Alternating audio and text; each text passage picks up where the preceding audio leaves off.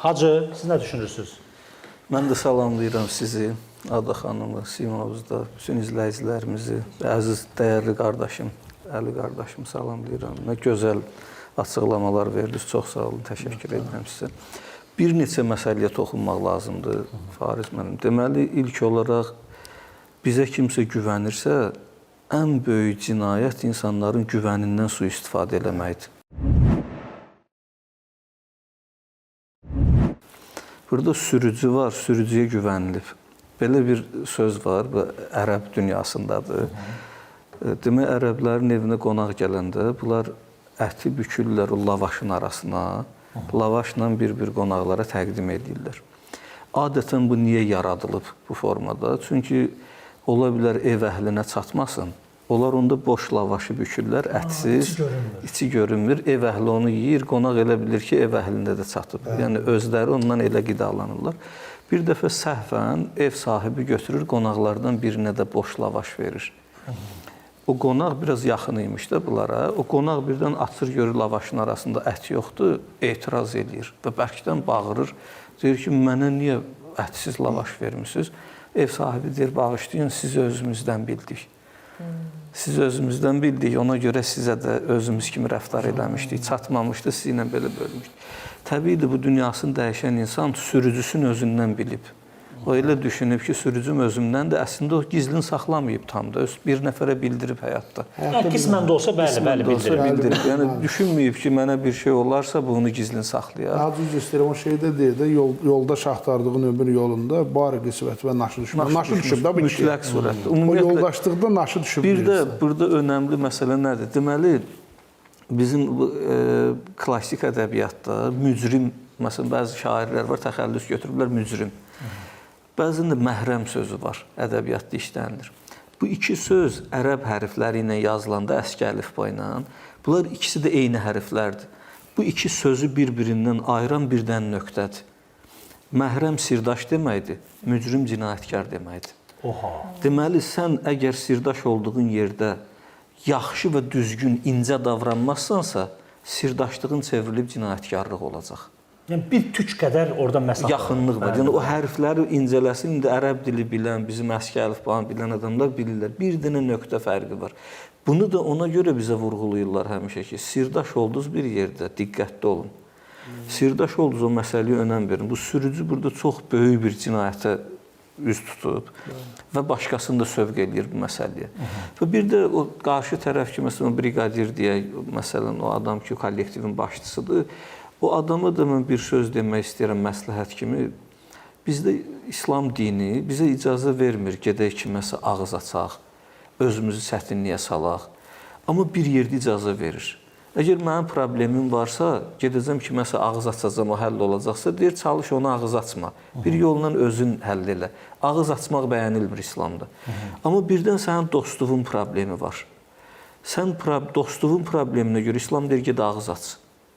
Dostluğun probleminə. Yəni, başqa insan, özünə görə deyir, açma, başqasına görə sənə gedib ağız açmağa icazə verir. Yəni, o qədər insanların işlərinin həll edilməsi önəmlidir. O qədər insanların xeyrə çatdırılması. Məsələn, orada yetim uşaqlar var da, qalıblar, ata dünyasını dəyişib, o yetim malıdır, o bir ailənin malıdır. Təbiidir, orada həmən kollektivin başçısı mütləq surətdə özün zəhmətə salmalıdır. Hətta çətinliyinə, onun əksinə belə həll olsa, əksinə belə tamamlansa, onun əleyhinə belə tamamlansa, özün çətinliyə salıb bu məsələnin üstünü açmalıdır. Bir də Əli qardaşımız çox gözəl vurğuladı, vəsiyyət yazmaq. Ölüm haqdır insanlar üçün. Ölümü təbliğ eləmək lazım deyil, reklam eləmək lazım deyil, amma xatırlamaq önəmli məsələdir.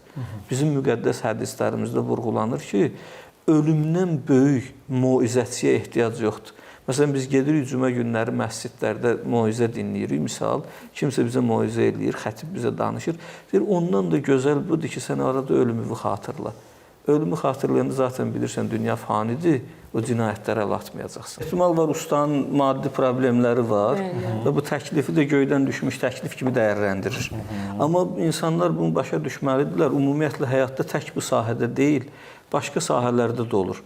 Bəzən insan elə başa düşür ki, o deyir, biri Allaha deyirdi ki, ilahi mənə pul yetir, evlənmək istəyirəm, iş qurmaq istəyirəm filan. Sonra getdi, yolda gedəndə bir yerdən qızıl tapdı və döndü Allaha dedi ki, la da istəmirəm, mən istədiyimi tapdım.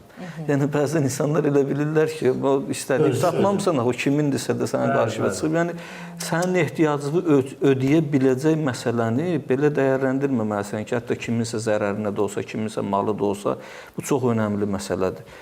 Başqasının malına sahiblənmək olmaz. Başqasının bədbəxtliyi üzərində xoşbəxtlik qurmaq olmaz. Bu imkansızdır. Buna təbiət icazə vermir, buna Allah icazə vermir. Heç vaxtı sən kimisə ağladmaqla həmişə gülə bilməzsən. Heç vaxtı kimisə yandırmaqla özün fərəh içində yaşaya bilməzsən. Heç vaxtı kimisə bədbəxt eləməklə xoşbəxt olmaq olmaz. Yəni buna təbiət qanunları və ilahi ədalət buna icazə vermir. Quranı xatırladım, Qurani Kərimdə keçir belə Musa peyğəmbərlə Xızırın hadisəsi keçir. Xızır yanına Musanı Allah göndərir, ged ondan öyrən, elm öyrən. Musa da peyğəmbərdir, kitab sahibidir. Gəlir Xızırın yanına. 3 dənə hadisə olur. Hadisələri özü üçün açıqlaya bilmir. Demək, bunları gəmiyə heç kim mindirmir. Bir nəfər bunları öz gəmisinə mindirir. Xızır Musaya deyir ki, gəl bu gəmini deşək, gəmini dələk. Bunlar bu gəmini dəlirlər. Sonra Musaya bu çətin olur. Deyir, heç kim bizi mindirmirdi. Bunlar bizi mindirdilər, biz bunlara zərər yetirdik. Sonra ikinci hadisə baş verir. Gəlirlər bir kənddən bunları qovurlar, qalmağa qoymurlar. Bu kəndin çıxışında bir dənə yer, xaraba bir yer olur. Xızır Musaya deyir ki, gəl buranı abad edək. Oranı abad edirlər. Yenə Musa təəccüblənir, deyir, bu necə ola bilər, deyir. Kənddə bizi qovdular, biz bunların kəndin girişini abadlaşdırdıq. Sonra da bir körpə uşağı bunlar öldürdülər. Uşaq dünyasını dəyişir. Bu Quran məntiqində vurğulanır. Sonradan Xızır Musadan soruşanda, Musa Xızırdan soruşanda niyə belə elədik?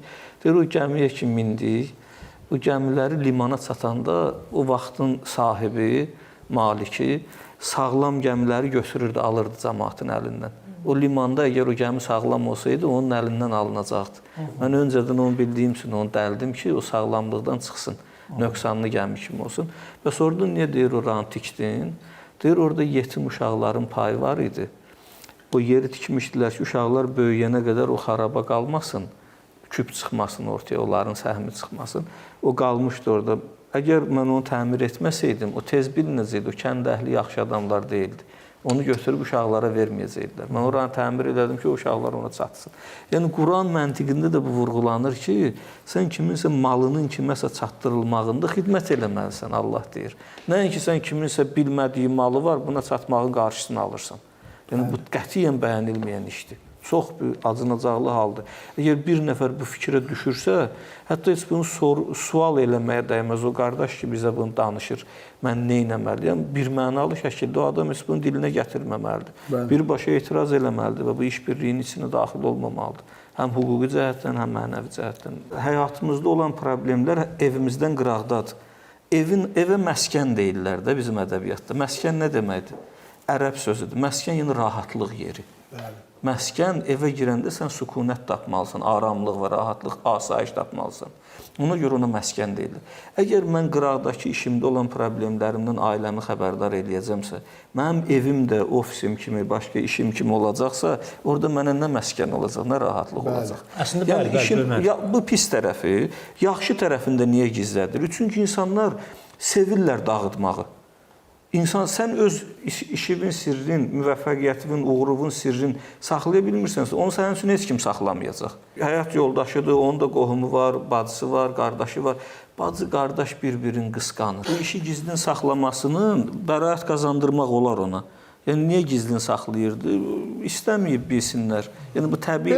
Şəxsən bizim öz həyatımızda mən nəsə əldə eləyirəmsə, mən əldə etdikdən sonra ailəm onu bilir. Yəni, şəxsi özümü deyirəm. O gedişatın özünün verdiyi gərginliyi yaşatmaq istəmirsən. Heç vaxt yaşatmıram. Yəni, hətta mən məsələn deyirəm, biz indi bir şey almaq istəyirik, qabaqcadan sifariş edirik, bir aydan sonra gəlib bizim əlimizə çatacaq. Misal, biz bilmirik o gələcək, sağlam əlimizə çatacaq, nə olacaq? İndidən niyə biz onu danışırıq kimi üçünsə? Yəni, o qədər belə hadisələr var. Gələndən sonra görürlər, nə gözəl. Tək ailəyə yox, ümumiyyətlə heç nə dosta, nə məsəl üçün yanında olan insanlara demək olmaz ki, yəni bir işdir də ola bilər, olar. İmam Əli əleyhissalamdan hədisdir bu. Deyir ki, sizi deyir səhər əlimlə düzəldirəm, buraxıram evdən qırağa. Axşam qayıdıb gələndə sınıb qayıdırsınız üstümə. Bu nə qədər müasir sözdür. Müasir insan bugün elə olub ki, bu gün o ilə ticarət əlaqəsi qurursansa, sabah yenə o ilə bir iş görmək istəyirsənsə, sabah yenə onu araşdırmalısan. Hətta paralel gördüyün İşdə varsa, yenə araşdırmalı. Yəni insanların bu gün iflasa uğraması, insanların bu gün sıradan çıxması, mənəvi sınması tək maddi deyil, çox tezləşib. Necə texnologiya əsridir bizim üçün işləri sürətləndirib, iş sürətlənib texnologiya əsrində.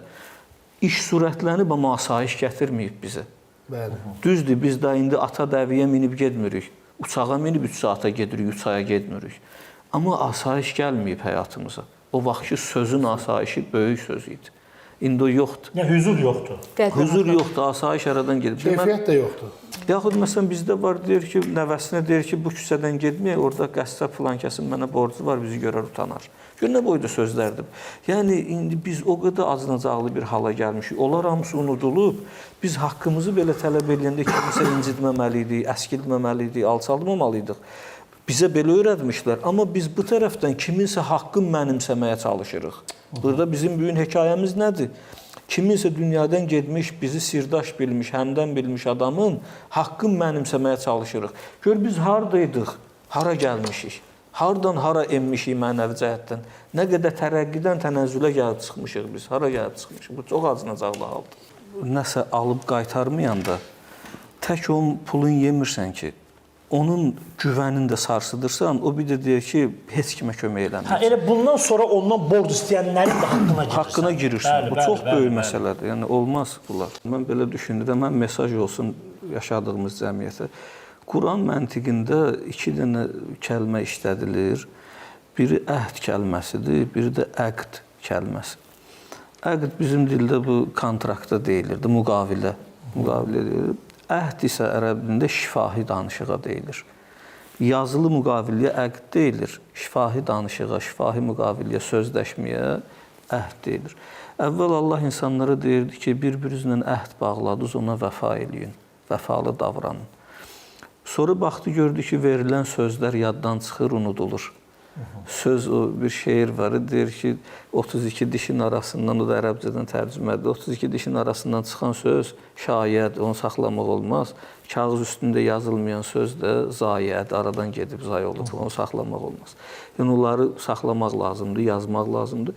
Deyir, gördü o qədər insanlar sözləşmələrini əməl eləmədilər, şifahi verilən sözlərə.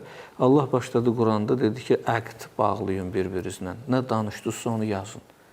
Bütün danışıqlarınızı yazın, imzalayın. Sən də yaz, imzala, mən də yazın. Yəni, nəyisə gizlində saxlayırsan belə, haradasa bir, mən belə başa düşürəm ki, bunun bir yazılı tərəfi olmalıdır. Olmalıdır. Çünki həyat qısadır, ömür vəfasızdır və biz nə üçün çalışırıq? Gələcək nəsillər üçün yaradırıq. Çünki bizim hamımıza, yiyəcəyimizə bəs eləyən bir işimiz olur da. Biz onu artıranda gələcək nəsilləri düşünürük, övladı düşünürük. Elə düşünürüksə, özümüzdən sonra gələnləri düşünürüksə, elə olmalıdır ki, bu onların əlinə çata bilsin də. Bəli, bəli.